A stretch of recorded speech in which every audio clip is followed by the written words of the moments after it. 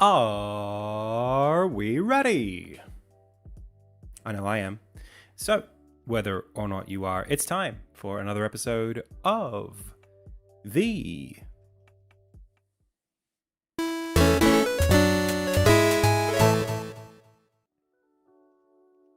Indie Tales Game Dev live stream. Hey, my name is Adam. You are the Pixel Pals. I've already said the name of the show, so without further ado, it's time to go.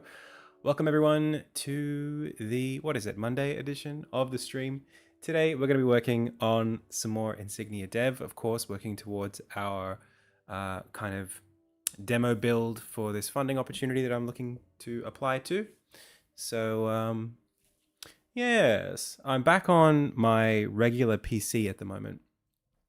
So this is the one that was giving us blue screens. I reinstalled OBS. I've reinstalled my graphics drivers, so hopefully we won't have any issues to do with blue screening today. But if we do, it's all good. I will, I'll bring out the laptop and we'll just continue from there. So hopefully no major issues. Okay. How was everyone's weekend? Hope it was all well for you. I played all of Final Fantasy VII Remake last week. I played all of it. And I had positive and negative thoughts about it. Mostly positive. I think it's a really good game, and I'm excited for Rebirth next month. And I'm interested to see kind of like where they take the story. There are still things that I have criticisms over, but I guess we don't have to talk about it right here and right now. So I want to say a big welcome to everybody who's here in chat already, especially a big thank you to Jeffrey Cortecas. I don't know how to pronounce your name. Who's the most recent follower, and Ms. Maisie for the most recent subscription on Twitch.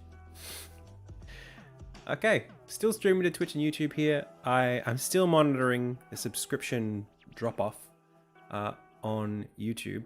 We're just going to see over the next, still another couple of weeks while I keep it on probation.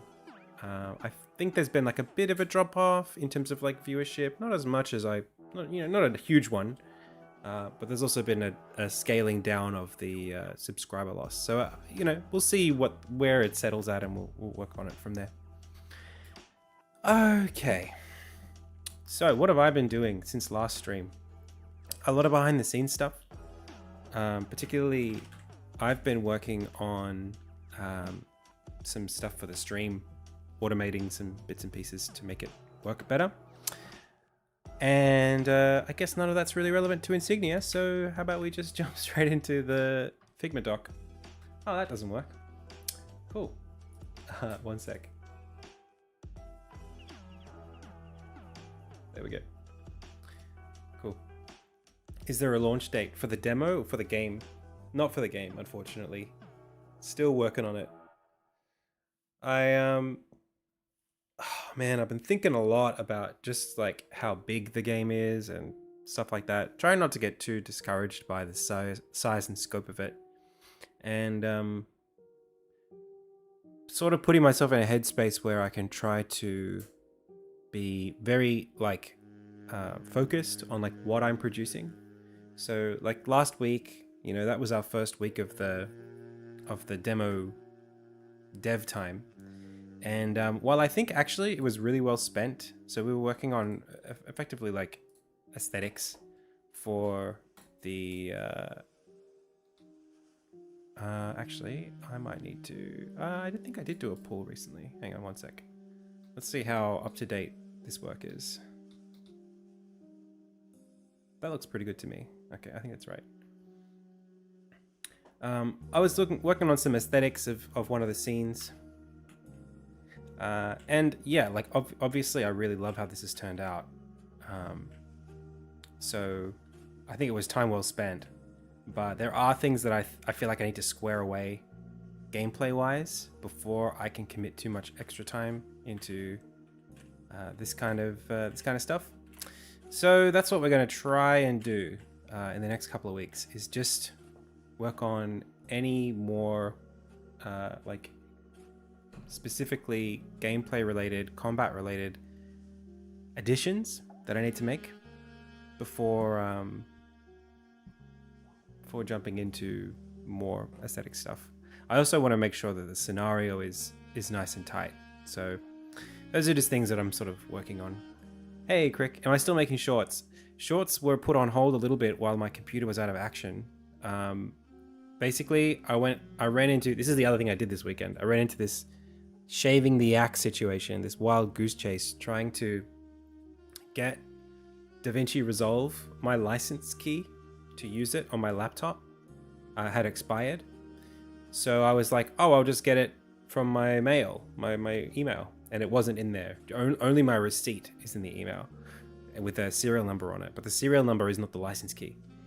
So I was like, okay, I guess I'll try to get an account and see if I can find it that way. And it's not in my account for Resolve. So I was like, okay, what do I do? And then it was like, okay, I was thinking, okay, what if I just sort of get my PC up and running, which is where I am now on my PC. And I could work on the shorts from here, but as long as it doesn't blue screen.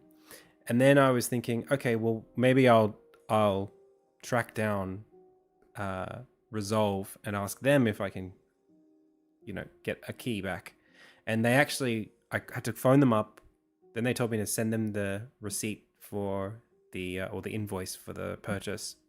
And then they sent me the key. And now I can make shorts again. But for a little while there, for about a week, I just didn't have access to a PC that could do it. I had like the project for my shorts, all the setup and stuff that I do to make it fast was on my PC, and my PC's been blue screening recently, so we'll see if that persists. Okay. So, I'm just gonna go turn on the aircon. It's getting a little bit hot in here already. So I'll be 1 second, pals.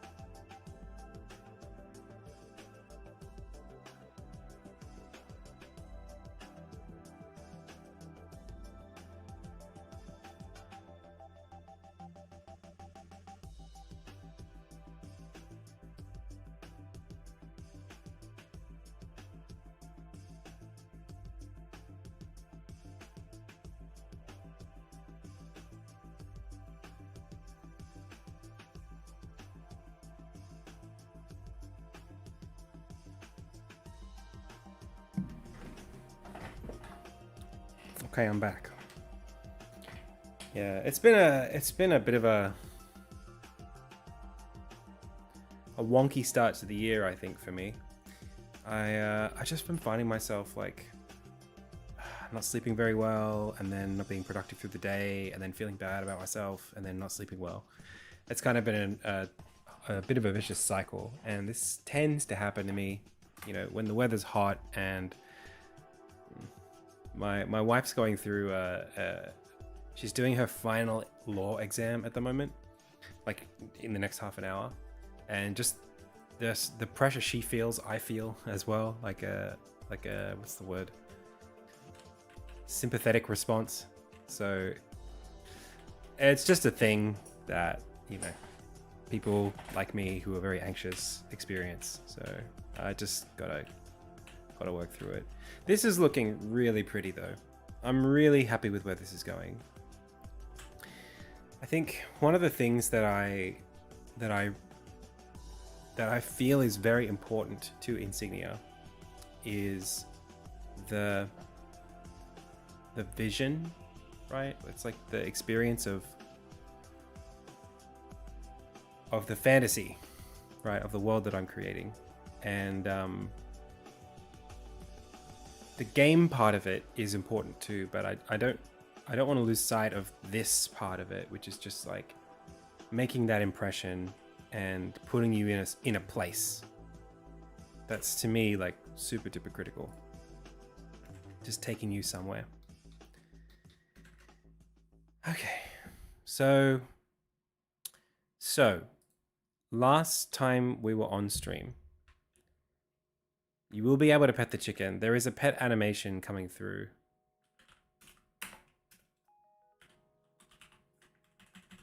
It's in progress.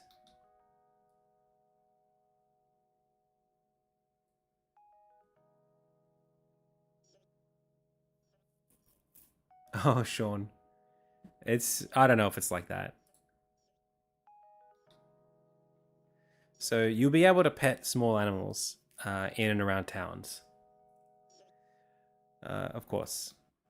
But it's just not there just quite yet. But I'll have to put it on the to-do list for the demo. All right, so we were talking about basically in the next few days, maybe until maybe this week or even next week, whether or not I should be adding a new enemy or repurposing an old enemy for this stuff, which is basically just to summarize kind of where we're at and what's going on. Hey, it wasn't Zach. Welcome. I'm doing okay. So let me break down kind of like what the plan is for this week. Okay. So for the demo, I'm looking at revisiting the scenario of, I don't know if that's the right word, scenario, but the story, right? The plot of the demo. Because there are aspects of the gameplay that in October 2022, from then until like mid last year, I kind of retooled the long-term progression system of the game. So like the unlocking abilities and stuff. And that system introduces a bunch of lore, or at least makes that lore a bit more to the surface, which I think is a good thing. But it also means that the content in chapter 1 that doesn't really showcase much of that stuff, either the systems or the lore, because it's from 2020, so 2 years before I even worked on this most recent stuff. That needs to be sort of, in order to make the demo experience, or even just like the onboarding experience of the game more concise, I want to bring some of that lore into that first chapter. And not just the lore, but the tutorials for those systems, right? Like I don't want it to be an hour and a half before you engage with the core upgrade mechanic of the game. Right, this would be like playing Final Fantasy VII and not getting materia until 3 hours in or something like that. And I think especially for an indie game, you kind of want the game to make its case for itself quite early. So that's something that I'm trying to prioritize. Okay, so in order to do that, it doesn't require that much new content. I've already put in place all of the systems and even the graphics and the cutscenes for unlocking abilities in the game. That stuff I worked on end of last year. So what this really is it's a shifting from one part of the game to an earlier part of the game, so that basically you can start using an ability earlier. That's all.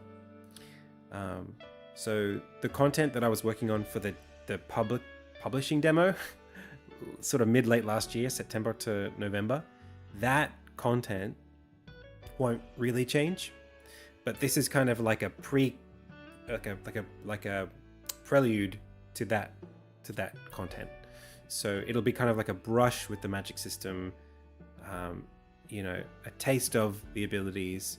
Maybe you get one ability, but it's not super clear how it relates to the broader plot yet. It's just sort of a mysterious thing that's happening to the player, and then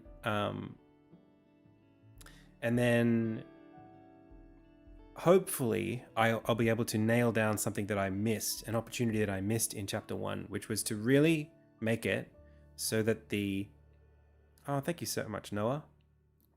And DFB, I might be able to share some insight depending on what it is you want advice on.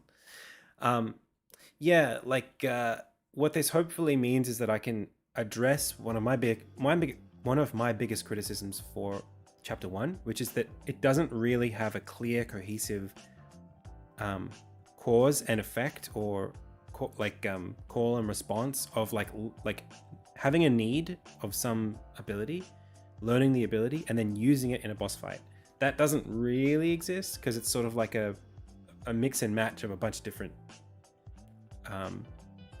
abilities that you had to learn in chapter 1.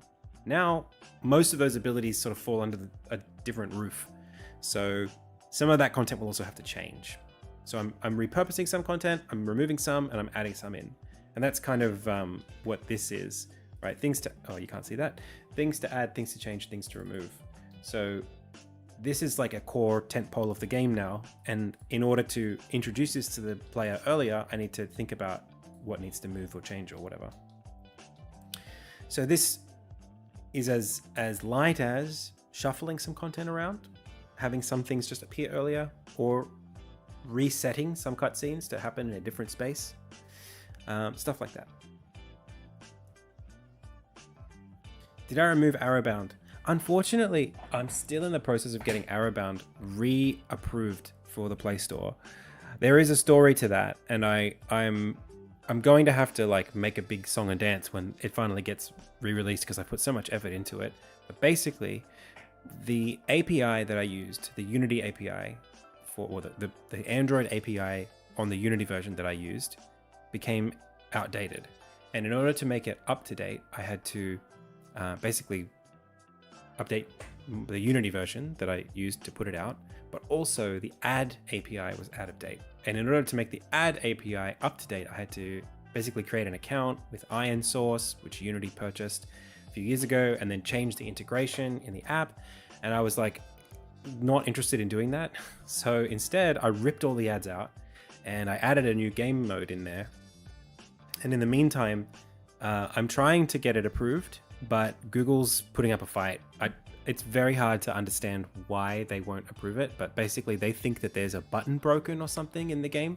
I don't know what is broken because the game hasn't changed since it was approved in terms of like the UI and the gameplay. So I don't really know what they're complaining about. There are locked buttons. There are things that you can't press because you haven't unlocked them yet, but I don't know if they're using some automated system to determine that. I have to do a bit more investigation into like why it's not being approved.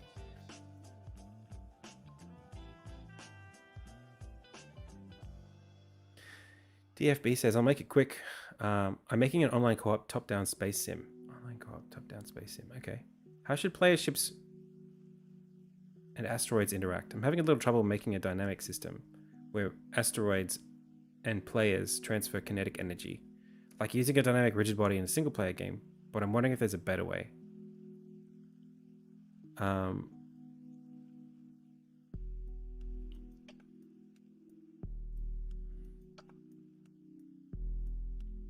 I mean, assuming that you can get all of this handled on the server side, I think that the interaction between asteroids and player ships sounds like a game design issue.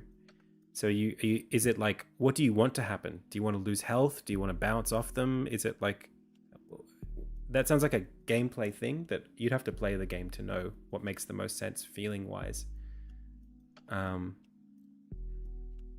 You could just reflect them, take their angles of incidence and then just bounce them 90 degrees in the opposite direction. Or if the asteroids are big enough, you can, I mean, the physics system should do this, right? You can make it so that the asteroids have an equal mass to the player, and then they will bounce using dynamic rigid bodies.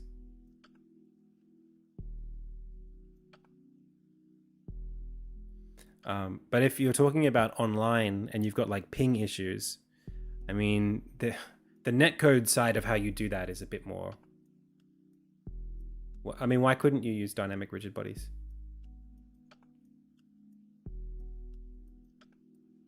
I don't really have a lot of experience with netcode, so I couldn't tell you if one solution or another was practical. But as far as like Unity's physics system is concerned, I mean, I don't see why you couldn't use it.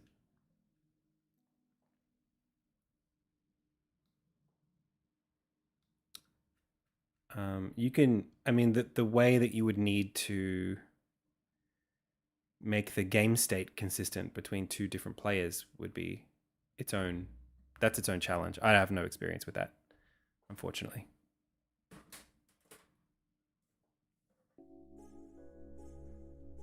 It did ask for a password. Yeah, so I should probably change that lower left. But no, we do have an alpha at the moment. It's really more of a feature test. And the password is IndieTales. Capital I, capital T, all one word. It's more of just like a feedback portal for the game, where you can play a little bit of content and then give some feedback on how you felt about that content. And I can take it into account while I'm working on the game. So not right now, but on stream, when I'm working on stuff like that, like right now, I'm thinking of making a new enemy. If I add that enemy to the game, you'll be able to play test it there. All right, so let's get back into the groove of this. I really want to make sure that there is a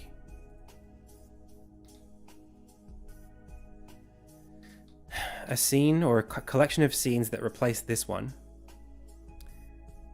that make use of and teach an ability that will feature or pardon me, be required in the boss fight against Harriet.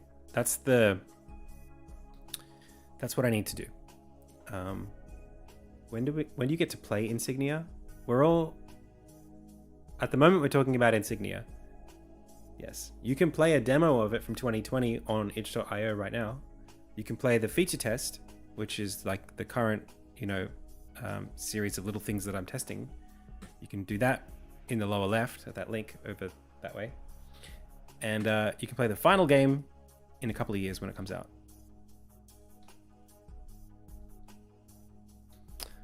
Okay, so our options here are basically what I want to do is, let's walk through what I wrote. So I want to bring forward the ensign system into the first chapter of the game, preferably in the first 20 minutes. In order to do this, some of chapter 1 content has to be compressed or moved into more of a prologue section, maybe. And the first dungeon with the spiders needs to be used to mesh with the ensign system or be replaced.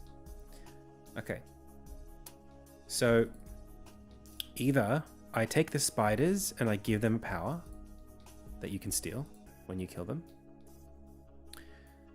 If I do that, well, in order to do anything like this, in order to do any introduction of this system, this stuff needs to happen. So we need to get the sword. We need to discover a place where you can channel this power. You need to be maybe introduced to the concept of what an ensign is. You need to make one. You need to learn the power, use the power through a bunch of environments, and then fight a boss with the power. That's the typical flow. I might be able to skip like this, and this. I think for story reasons I kind of have to, but this then needs to happen in a weird way that's not, I don't know. Technically it's the sword that gets upgraded, not Armin. So in a way we can kind of have this be skipped over. But we'll figure it out. Some of this can be sort of hand waved away with plot stuff, but I don't really want to get too complicated into that. It's just, for now, it just needs to work for the game.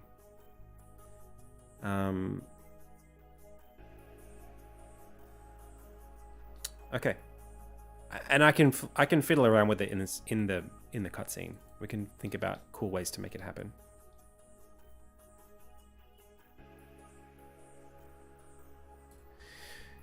So this is the conundrum. How do we introduce this stuff without introducing Arm into magic? So we can make it so that the forge has already been lit. We can make it so that the blade already has the ensign. So that's possible. And then the question is, okay, what power is it? What ability do I give you control over? Some of the obvious ones would be the jump ones, anything that sends you upward. And the most obvious one of those either is double jump, like the bounce ability, or it's hello. Hey, you okay? Nervous? The document, my scaffold document, I was working on last night, now like 120 pages. I opened it this morning and only 48 pages were saved. What? Word. What happened? I've been having problems with like the OneDrive link. Yeah. Are you okay? I've been having a heart attack. Did you recover it? But I've gone and found it on OneDrive and it's like saved in some weird spot. Oh my There's gosh. like 3 copies of it.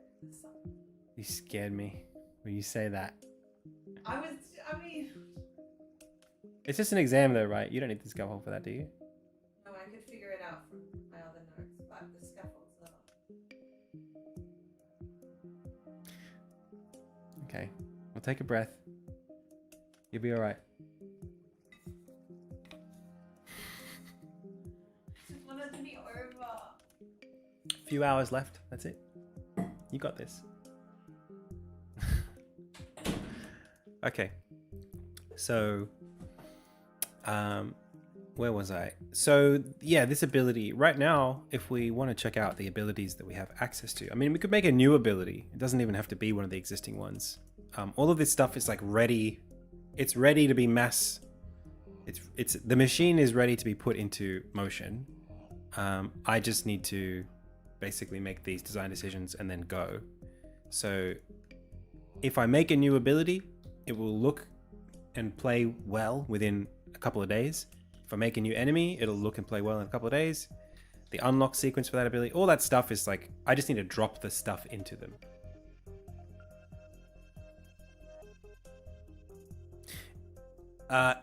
Zendesco, there are very, very few characters in the plot who would have access to that stuff.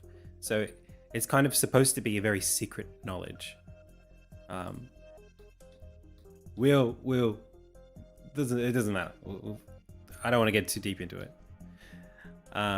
So of the green powers, we've got this, which is called, Rise.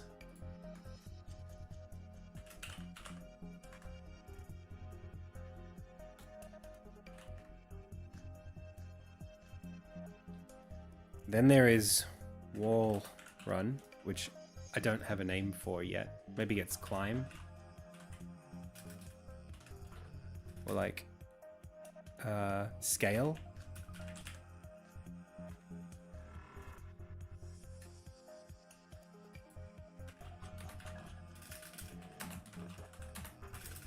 Wall, Climb, Pizza, Cutter. So Scale is a good one.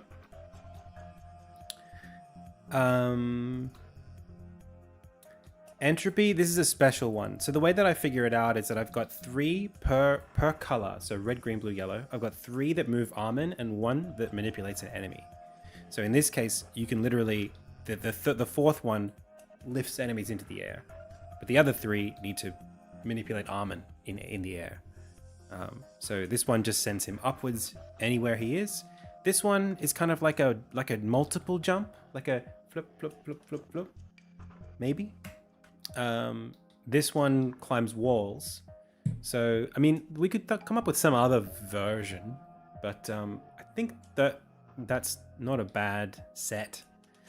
This one is like straight up, this one is up on walls, and this one is kind of like lets you hang in the air for longer. That would be the idea. So I don't have anything for this in the game, and I think it might be a little bit early in the game to have compatibilities that require you to do this. So this is kind of like a you know, it basically turns the game into an underwater level from Mario Brothers. And I don't think I need it yet. So the only thing then about the wall climb is that this is called Figma. That's the name of the app. So this thing is a little bit, it might be a little bit, well, basically, I have these abilities.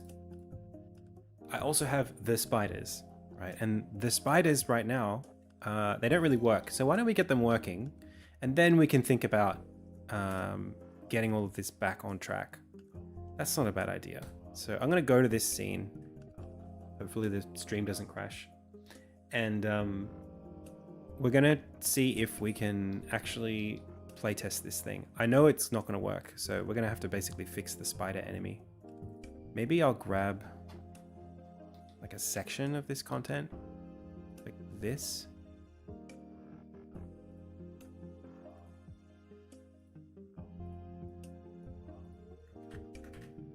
And we'll go take it somewhere more convenient.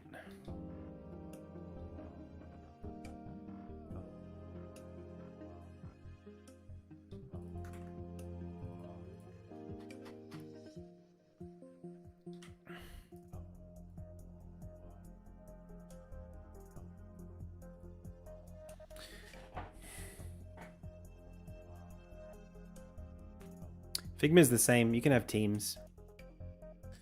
Okay, KY Inc. Hatkey Inc. says that would be kind of the way you end that investment demo, right? Probably want the most epic, even if you walk back into the final game. Moving the enemy sounds interesting, unlike just expected player movement. Yeah, typically, so the moving the enemy power, that will be given to you in the main game.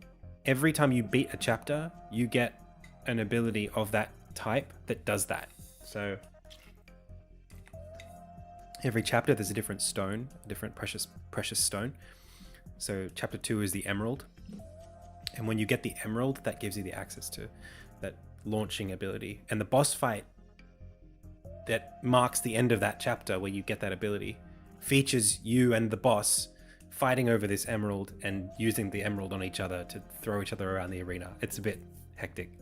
In chapter 1, I don't know if I'll go that far, but you don't actually get any of the precious stones in chapter 1. You only get them in chapters 2, 3, 4, and 5. So chapter 1 is more like the tutorial. I just need it to be sufficiently, grand. And it is. I think that the chapter 1 boss fight's great already. I just need to repurpose some of the stuff to make it functional. Right now, there is a wall jump, and the boss fight requires you to remember how to wall jump. But I think the wall run would be really good for this too. It actually is only a minor change to force that fight into one where you need to use wall run instead of wall jump. So it's good. I can picture ways to make it work. Smart paper tablets. Smart paper tablets have been around for a while, right? Okay. I'm not sure if I've seen any new ones.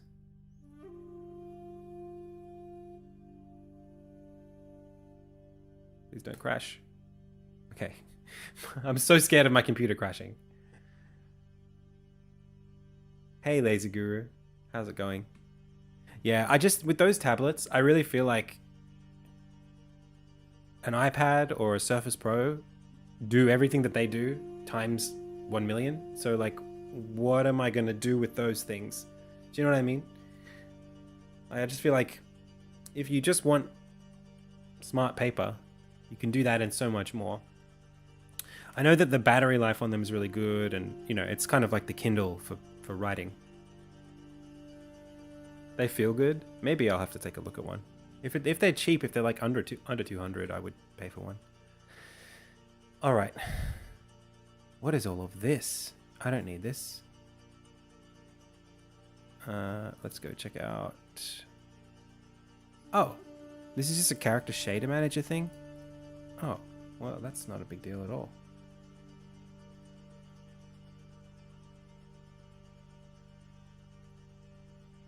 What's the issue? Object reference not set to instance of object. Animator is quarter animator. Do they not have cores? Is spider not considered an enemy? It's not. Okay, well. Time to make this work. There's a bit of an issue. Actually, let me turn this off. I'll just take that away completely. Oh, okay, it does work. And the spider's there. Okay, and then if I jump, nothing really happens because I don't have the power set up. But, I mean, that looks great. That works. None of it broke. It all still works. So you can break the thing, and then the spider jumps out, and then you can attack the spider, and then wait a bit, and then will the spider jump out of the thing? Well, it jumped out of something. Okay. This is not looking great, but we can fix that. Let's get rid of this zone camera. That's annoying me. Zone theory. And then this can do whatever I want with it. So I can put this down here.